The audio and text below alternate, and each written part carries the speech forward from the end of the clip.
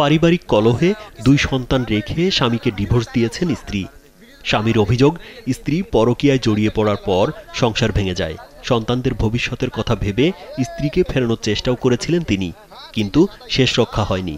স্ত্রীর দেয়া ডিভোর্সের কাগজ হাতে পাওয়ার পর পাপমুক্ত হতে 20 লিটার দুধ দিয়ে গোসল করেন তিনি। ঘটনাটি ঘটেছে বরগুনার বামনা উপজেলার সিদ্দিক ফকিরের ছেলে মোহাম্মদ হেলাল ফকিরের সঙ্গে। ঘটনার পর বিষয়টি সামাজিক যোগাযোগ মাধ্যমে ছড়িয়ে পড়লে তা ঘিরে শুরু হয় ব্যাপক আলোচনা সমালোচনা। 12 বছর আগে হেলালের সঙ্গে বিয়ে হয় লিপি আক্তারের। তাদের ঘরে রয়েছে এক ছেলে ও এক মেয়ে। হেলাল ফকির জানান, সংসার ভালোই চলছিল। হঠাৎ স্ত্রী পরকীয়ায় জড়িয়ে পড়ে।